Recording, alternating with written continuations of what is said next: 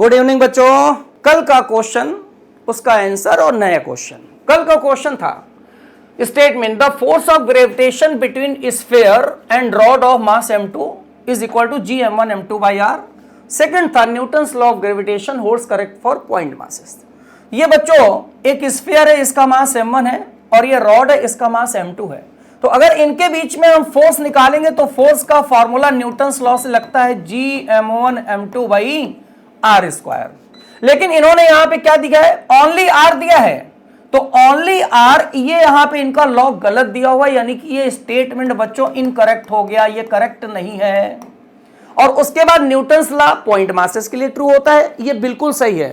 Point mass अगर दो object किसी डिस्टेंस पे रखे गए तो उनके लिए Newton's law gm1 m2 by r square होता है।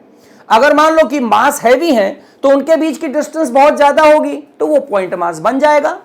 पॉइंट मास क्या होता है, डिस्टेंस ज्यादा हो मास कम हो तो वो पॉइंट मास बन जाता है। तो ये वाला स्टेटमेंट तो सही है लेकिन ये रॉन्ग है। तो ऑप्शन नंबर कौन सा मिलेगा, स्टेटमेंट 1 इज फॉल्स, क्योंकि इसमें r स्क्वायर नहीं, गलत हो गया और statement second is true. Fourth option is the right option.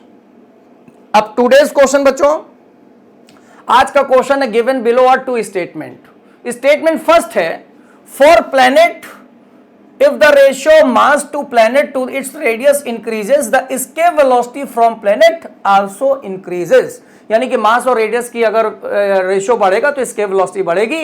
Statement second है escape velocity independent of radius of planet। हमें बताना है स्टेटमेंट कौन सा सही है, यानी कि करेक्ट और रॉन्ग बताना है, करेक्ट इनकरेक्ट। तो बच्चों इसका आंसर कमेंट बॉक्स में डालिए। मिलते हैं हम लोग कल एक नए क्वेश्चन के साथ और इसके सोल्यूशन से। ओके, थैंक यू बच्चों।